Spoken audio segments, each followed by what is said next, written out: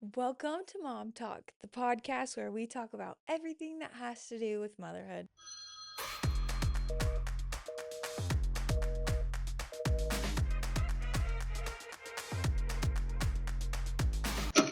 Welcome back.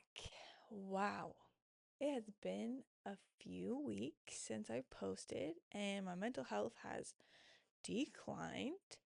But we're going to therapy, we're working on it, we're getting better. Next episode, I want to do all about therapy, what I've learned, why I go,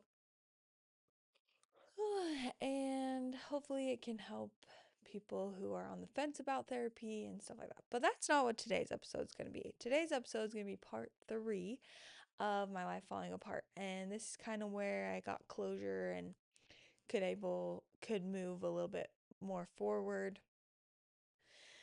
It's basically part 3 of all the terrible things that happened, and it was having to move from my house that I raised my babies in. And so I'm going to talk about why we had to move, what the plan is, and all these things. So bear with me because it's going to probably be emotional because this is my home and I have to walk away from it. And it was my choice, but it was definitely what I felt like needed to happen. Also, pardon how I look. I listening to a book to motivate myself because I've just been in a funk. And then I fell asleep while listening to the book. But my lovely husband dragged me out of bed and told me I needed to film my podcast because it's my goal. And I'm grateful for him for doing that. But also, I feel not very prepared. So bear with me. Okay, so the past 2 weeks, well, the past 2 episodes, one was when my husband got in a motorcycle accident, two was when my house flooded, and then now this. So basically, why we are moving. After the house flooded, everything was destroyed and they ripped out everything. And so we didn't know how long the construction would last. We didn't know if the insurance would cover it, how long they would take to cover it. So we decided instead of living in construction with no kitchen and 2 kids under 3, we would just move out and try to find a place. So one night my dad called me and he was talking about what to do, and we've talked about selling the house because it's my parents' house that we live in.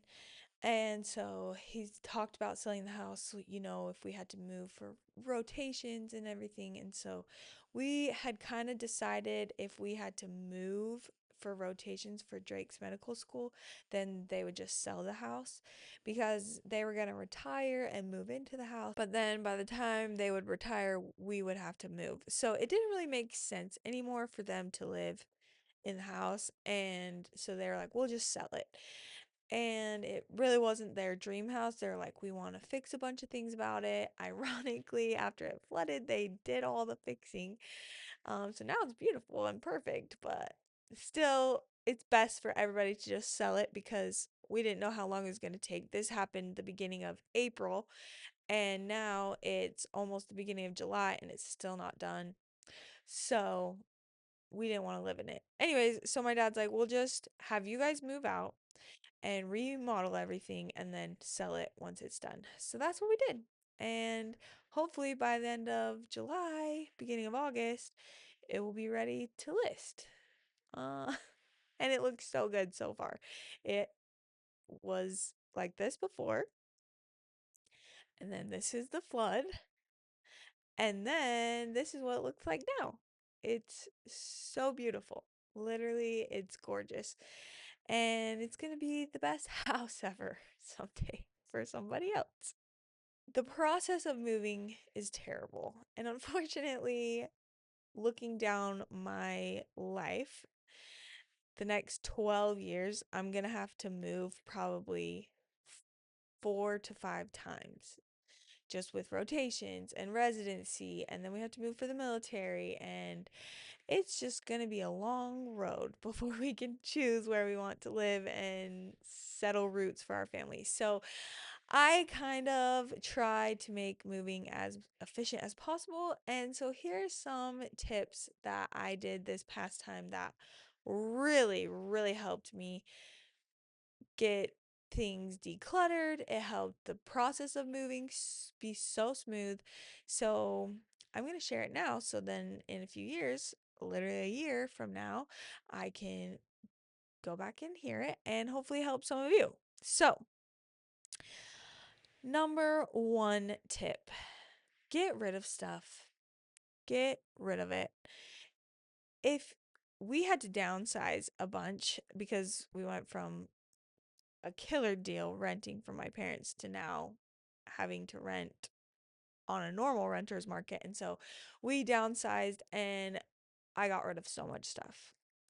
I think my child is gonna be a hoarder now because she is so attached to things like I can't even throw garbage away because she gets so sad because she's used to me having to get rid of all of our excess toys and clothes and furniture. So just get rid of it. You don't need it. Honestly, when it comes down to the necessities and what you need, you don't need majority of the things you're holding on to.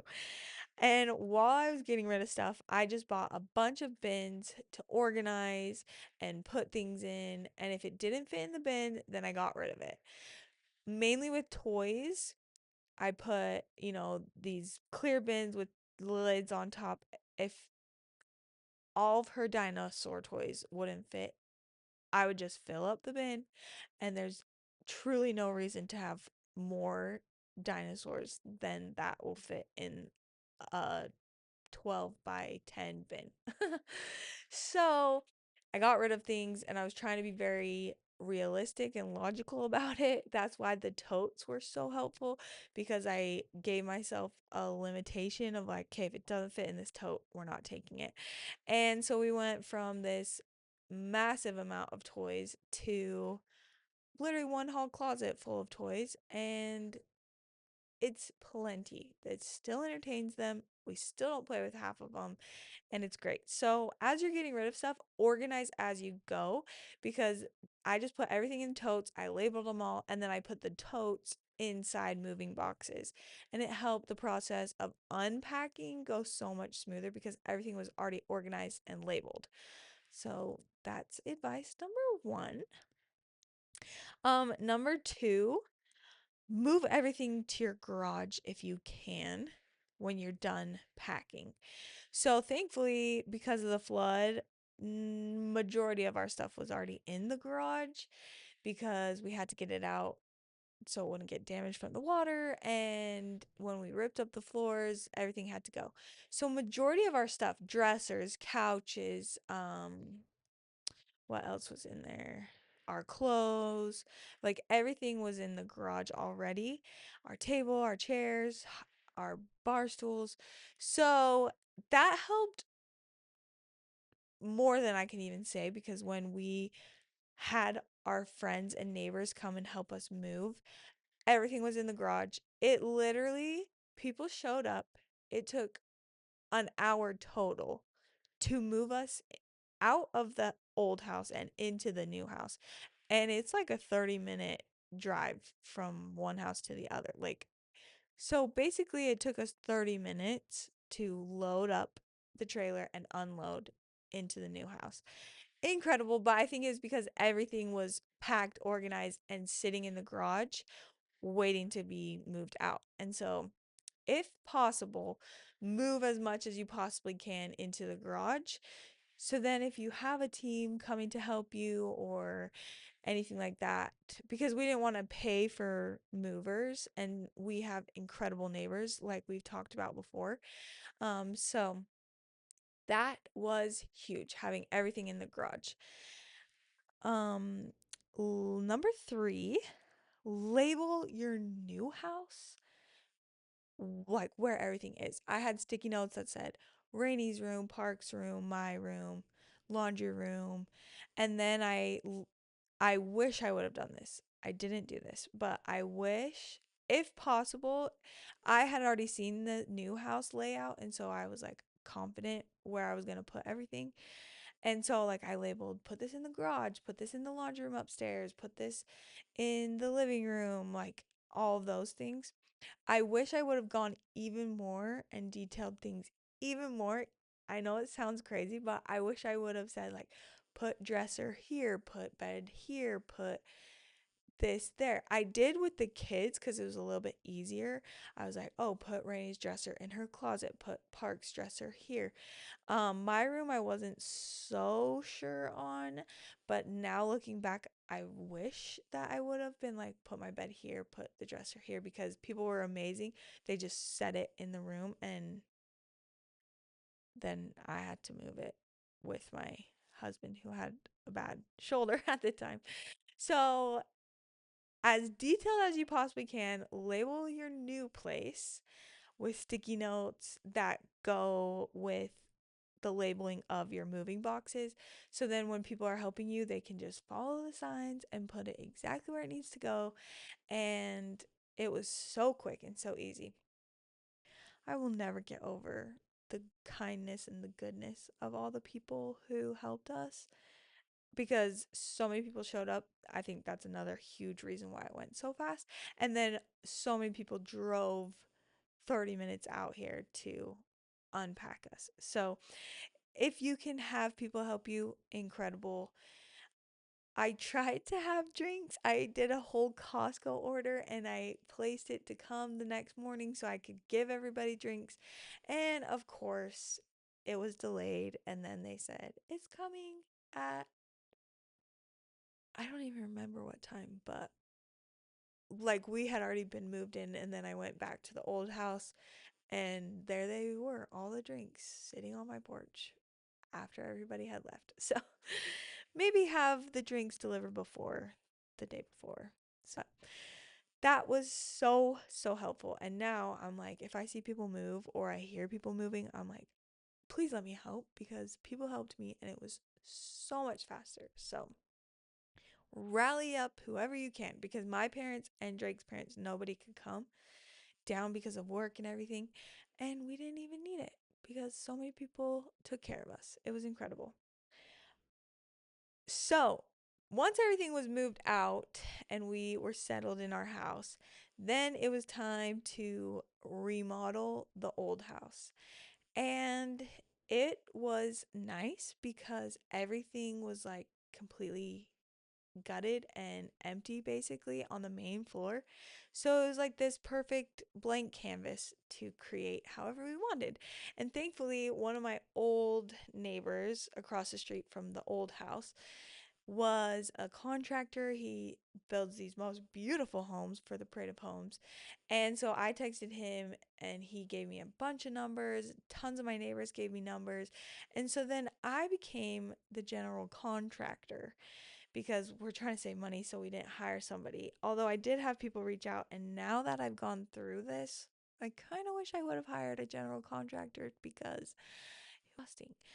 I had to coordinate and there's a guy for everything. It's not just like you can have one person come and do it. It's like, no, you need a flooring guy, but before the flooring guy comes, you need to have a wall guy, and before the wall guy comes, you have to have a paint guy, and then or after the wall guy, the drywall guy, then the paint guy has to come, and then the floors, and then the cabinets, and then it's just a whole process and it was so slow and I would try to plan and coordinate things and then it wouldn't work out how I thought or I did things backwards when I didn't know because I did the walls cuz they cut into the walls so the drywall and then somebody painted it all the floors because you have to have the floors in and then the baseboards but it would have been better if we would have done the baseboards and then painted and then did the floors.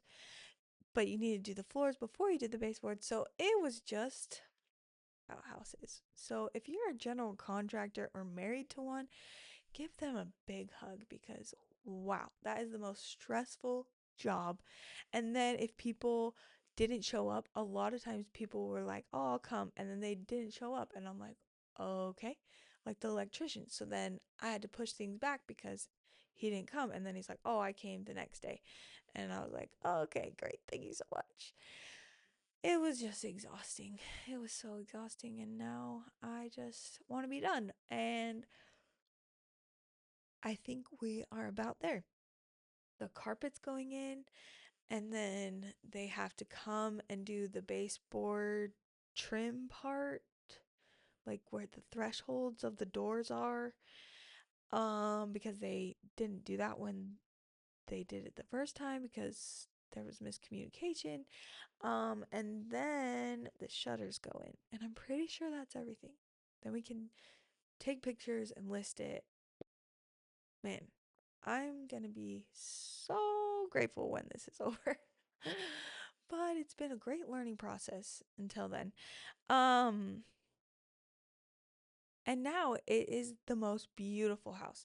The cabinets we extended all the way up to the ceiling. So there's so much more storage, and they're soft closing, and they're beautiful. Before they were like this dark color that made it feel so small, and now it's this beautiful wood that stained this pretty color. And then floors the carpet and floors when we moved into this house were so ugly. And now it's this super soft plush carpet in the bedrooms, in the front office, and going up the stairs, the whole upstairs basically. But then all throughout the main floor is this LVP stuff. And it looks so beautiful. And I'm just obsessed with it. It's honestly going to be so hard to walk away from. But I have had months now to kind of separate myself because when I first moved, I would just bawl all the time. I couldn't go over to the old house without bawling because it was like I had put so much of my life and my home and my family into that house.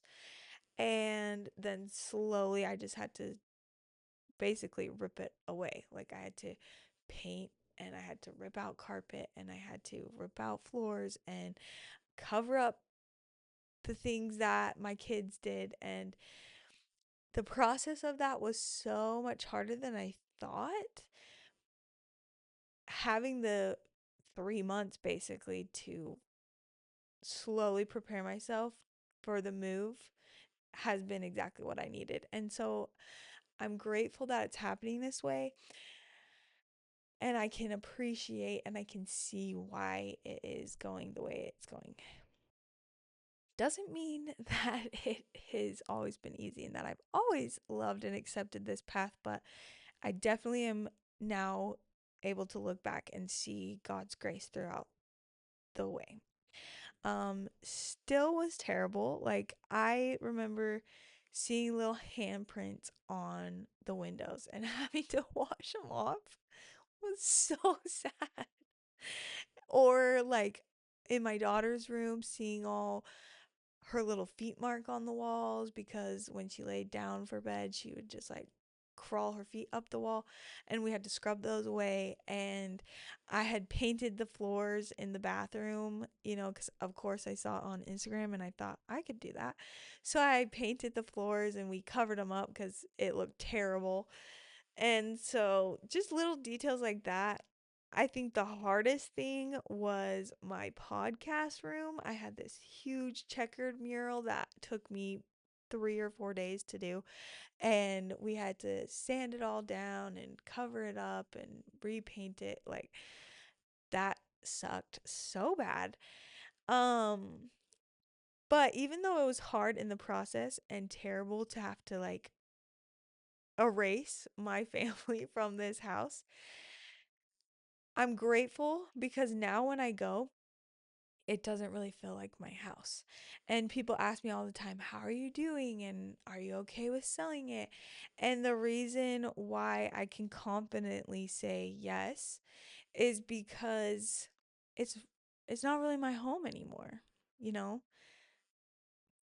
And I get sad when I say this, but it's true. Like it's not the place where I made all my memories. Like the walls are painted, and so it's not my podcast studio anymore. It's just a blank canvas. It's just white and boring, not colorful and checkered.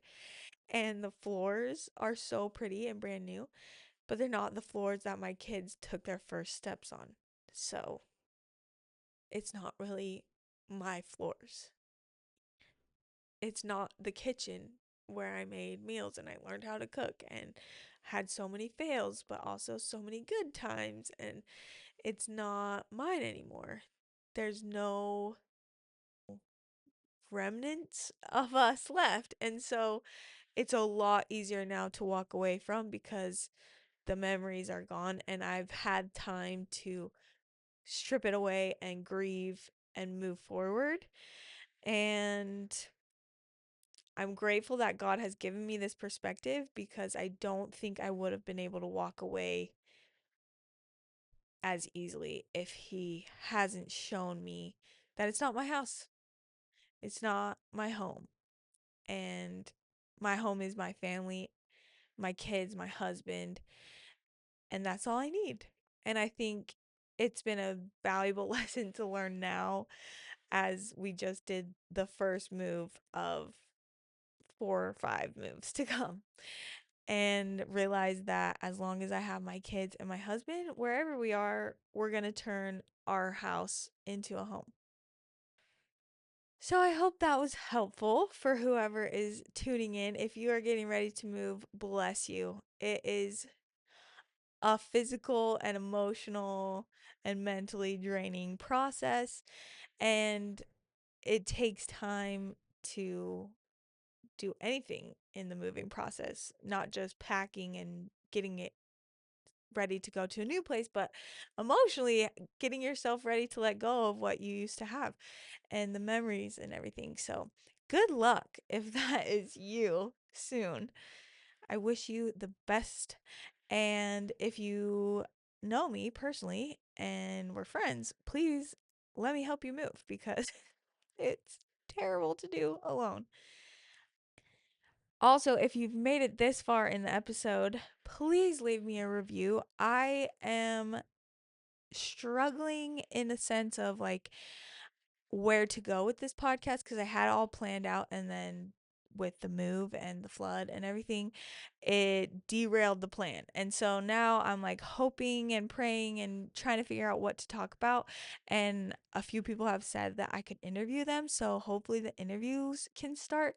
But I really want to know what moms are struggling with, what you want to talk about, what you want me to talk about.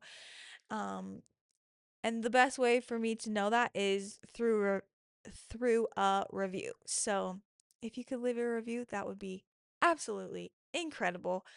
You guys are the best. Thanks for tuning in and being here. I love you so much. Chat soon. Bye.